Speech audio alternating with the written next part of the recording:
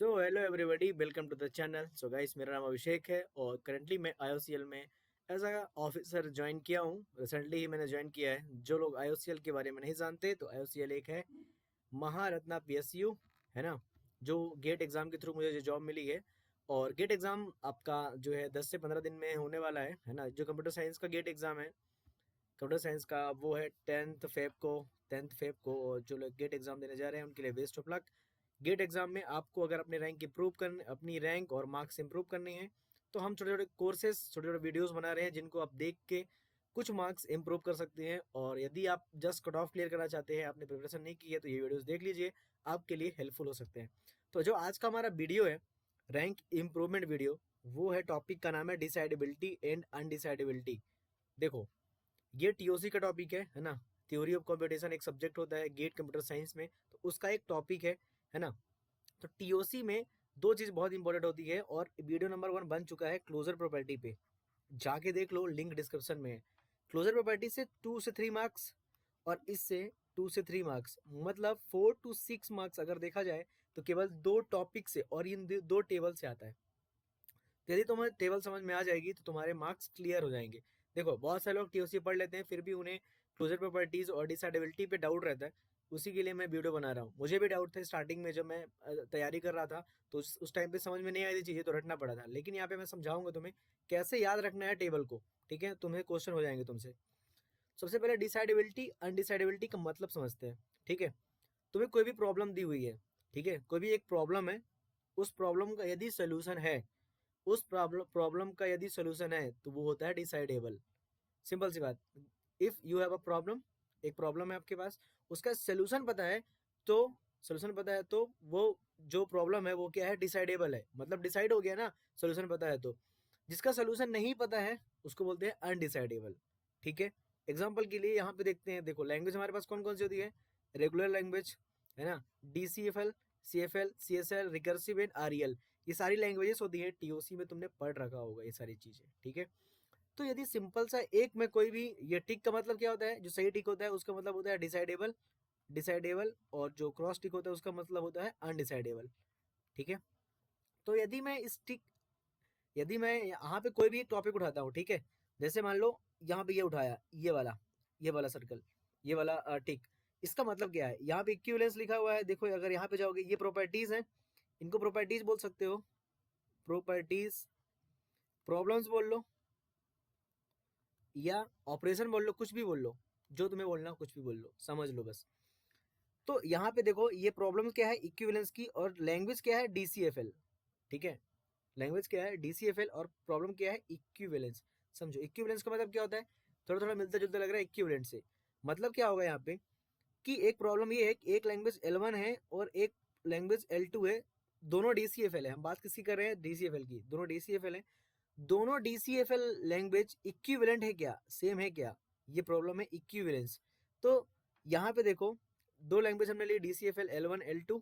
Equivalence का मतलब क्या हुआ, दोनों बराबर है क्या? यहाँ पे देखो, ये बराबर है क्या? तो ये एक एल्गोरिथम ऐसा हमारे पास है, पॉसिबल है कि दो डीसीएफएल लैंग्वेज को हम इक्विवेलेंट प्रूफ कर सकते हैं। यदि एल्गोरिथम उपलब्ध है तो हम उसको बोलते हैं डिसाइडेबल। और यहाँ पे टिक है मतलब डिसाइडेबल है, ये साइड का टिक है मतलब डिसाइडेबल है। तो ऐसा एल्गोरिथम हमारे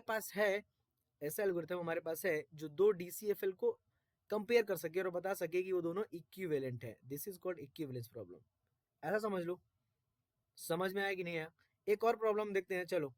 एक, इसको उठाते हैं, इसको, टिक वाले को। यहाँ पे क्या लिखा है, एम्प्टीनेस लिखा है, एम्प्टीनेस, और यहाँ पे क्या लिखा है, सीएफएल। हमारे पास एक लैंग्वेज दी होगी, सीएफएल। अब देखो यार, एक लैंग्वेज भी हो सकती है, दो लैंग्वेज भी हो सकती है, वो डिपेंड करता है ना कि प्रॉपर्टी क्या यूज कर रहे हो। आप यूनरी ऑपरेटर यूज कर रहे हो, बाइनरी, डिपेंड करता है। तो आपके पास ये ऑपरेशन है एम्प्टीनेस का, और ये लैंग्वेज हमने उठाई सीएफएल। तो कोई लैंग्वेज सीएफएल एल ले लो, क्या वो लैंग्वेज एम्प्टी है? क्या वो लैंग्वेज एम्प्टी है? ये प्रॉब्लम डिसाइडेबल है कि नहीं? इसके लिए भी एक एल्गोरिथम पॉसिबल है। एल्गोरिथम पॉसिबल है मतलब सीएफएल भी, मतलब एल्गोरिथम पॉसिबल है मतलब ये प्रॉब्लम सॉल्व की जा सकती है। मतलब कोई भी सीएफएल एम्प्टी है कि नहीं ये चेक कर सकते हैं, हाँ, क्योंकि यहाँ पे सही टिक है। तो ये प्रॉब्लम भी डिसाइडेबल है क्या? यस। तो ऐसे प्रॉब्लम को डिसाइडेबल और अनडिसाइडेबल चेक करते हैं। एक अनडिसाइडेबल का देख लेते हैं, जैसे यहाँ पे लिखा है एम्बिग्यूटी। एम्बिग्यूटी, एम्बिग्यूटी में आप आते हैं, चलो सीएसएल को ले लेते हैं, ये सीएसएल एम्बिग्यूटी। तो दी हुई लैंग्वेज अगर CSL है, मान लो एक लैंग्वेज दी हुई है L जो कि CSL है, क्या वो एम्बिग्यूअस है? क्या वो एम्बिग्यूअस है? एम्बिग्यूअस अनएम्बिग्यूअस कॉन्सेप्ट होता है ना, प्रोग्रामिंग उसमें ग्रामर में TOC में, तो वो अलग ही कॉन्सेप्ट है। अभी याद कर लो कि एम्बिग्यूटी के लिए CSL क्या है? अनडिसाइडेबल है। मतलब ऐसा कोई भी हमारे पास एल्गोरिथम उपलब्ध नहीं है जो CSL लैंग्वेज का एम्बिग्यूटी चेक कर सके। मतलब कोई भी लैंग्वेज L है जो कि CSL है, क्या तुम बता सकते हो कि वो एम्बिग्यूअस है कि अनएम्बिग्यूअस है? No, because this is undecidable. How? From this table. Simple, अभी के लिए याद कर लो गेट एग्जाम के लिए। ठीक है, चलो। तो ऐसे हमको सारी प्रॉब्लम्स कैसे याद करनी है वो मैं बताता हूँ। अब तुमको डिसाइडेबिलिटी और अनडिसाइडेबिलिटी का थोड़ा सा मतलब समझ में आया होगा कि क्या है। एल्गोरिथम उपलब्ध है किसी भी प्रॉब्लम के लिए, डिसाइडेबल नहीं उपलब्ध है, अनडिसाइडेबल। ठीक है, चलो। अब हमारे पास कितनी लैंग्वेज होती है? 6 language. Regular, DCFL, CFL, CSL, recursive and REL। Closure property में भी ये चीज हमने डिस्कस किया टेबल को, है ना। तो यदि मैं तुम्हें दिखाऊं, यदि मैं तुम्हें दिखाऊं तो रेगुलर लैंग्वेज का अगर तुम कॉलम देखोगे, ये रेगुलर लैंग्वेज है, ये वाला कॉलम देखोगे अगर, ये वाला कॉलम रेगुलर लैंग्वेज का, तो रेगुलर लैंग्वेज का कॉलम देखो, सब में ठीक है, हर एक प्रॉब्लम में ठीक है, हर एक प्रॉब्लम में ठीक है। मतलब रेगुलर लैंग्वेज जो होती है, मतलब रेगुलर लैंग्वेज हर एक चीज में डिसाइडेबल है, मोस्टली डिसाइडेबल है। तो रेगुलर लैंग्वेज के लिए अगर पॉइंट में बनाऊं रेगुलर के लिए, तो डिसाइडेबल, हर एक प्रॉब्लम पे रेगुलर लैंग्वेज क्या है? डिसाइडेबल है। ये तुम देख भी सकते हो, यदि तुम कॉलम देखोगे रेगुलर लैंग्वेज वाला, तो पूरा डिसाइडेबल डिसाइडेबल है, पूरा ठीक है, सही का ठीक है, सही का ठीक मतलब डिसाइडेबल। ठीक है, चलो। अब आते हैं DCFL पे। सेकंड पॉइंट DCFL पे। DCFL किस पे है? डिसाइडेबल एट ऑल है ये रेगुलर। DCFL की बात करें अगर, DCFL की, तो DCFL का अगर तुम कॉलम देखोगे तो केवल दो जगह तुमको क्रॉस मिलेगा, डिसजॉइंट और सबसेट पे। तो डिसजॉइंट और सबसेट पे क्या है? अनडिसाइडेबल है। तो ये किस किस पे है? डिसजॉइंट एंड सबसेट, दो जगह अनडिसाइडेबल है, तो याद कर लो, है ना। बाकी चीज ये तुम्हें ऑपरेशंस याद नहीं करने हैं, ऑपरेशंस याद नहीं करने, कर भी नहीं पाओगे इतने सारे ऑपरेशंस, बहुत टाइम लगेगा। तुम्हें याद याद रखना कि रेगुलर का कोई भी अगर आता है, नॉर्मली कोई भी ऑपरेशन आता है, तो वो डिसाइडेबल होता है, और तुम प्रीवियस ईयर लगाओगे तुमको आइडिया लगेगा। DCFL में डिसजॉइंट एंड सबसेट दोनों में क्या होता है? अनडिसाइडेबल होता है, दो बस में केवल। CFL केवल तीन जगह डिसाइडेबल अगर देखोगे तो, मेंबरशिप, एम्प्टीनेस एंड फाइनाइटनेस। ठीक है, तो CFL जो होता है वो क्या होता है? किस किस में? Finiteness, membership, membership and emptiness. Emptiness, तीन चीजों पे क्या है? डिसाइडेबल है। ठीक है, CFL। अब CFL के बाद बात करें अगर CSL की, तो CSL दो जगह पे डिसाइडेबल होता है, एक मेंबरशिप पे और एक कॉम्प्लीमेंट पे, कॉम्प्लीमेंट पे, कॉम्प्लीमेंटनेस पे। ठीक है, तो CSL किस किस पे है? मेंबरशिप, मेंबरशिप और कॉम्प्लीमेंटनेस पे। ठीक है, CSL। और अगर CSL के बाद रिकर्सिव की बात करें, रिकर्सिव केवल एक पे डिसाइडेबल है, मेंबरशिप पे। रिकर्सिव किस पे डिसाइडेबल है? मेंबरशिप पे, मेंबरशिप।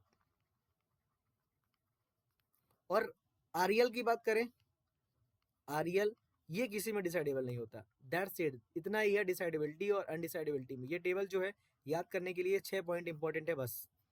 तो डिसाइडेबिलिटी और अनडिसाइडेबिलिटी समझ में आया आपको? डिसाइडेबल डेबल मतलब होता है कि एल्गोरिथम एग्जिस्ट करता है फॉर गिवन प्रॉब्लम। जैसे मेंबरशिप की बात करें, मेंबरशिप में क्या दिया होगा? मान लो एक लैंग्वेज L है, और उसमें लैंग्वेज में क्या होगी? स्ट्रिंग होगी, मान लो W। W बिलोंग करता है L को कि नहीं? W L का मेंबर है कि नहीं? रेगुलर में पता कर सकते हो। अगर लैंग्वेज रेगुलर है और कोई भी एक स्ट्रिंग लगाओ और उसको लेके पूछो कि क्या इस पे ये मतलब स्ट्रिंग एग्जिस्ट करती है, तो हम बता सकते हैं, सब में बता सकते हैं मोस्टली, केवल REL में नहीं बता सकते। तो ये होता है डिसाइडेबिलिटी और अनडिसाइडेबिलिटी का मतलब। तो होप ये वीडियो आपको समझ में आया होगा।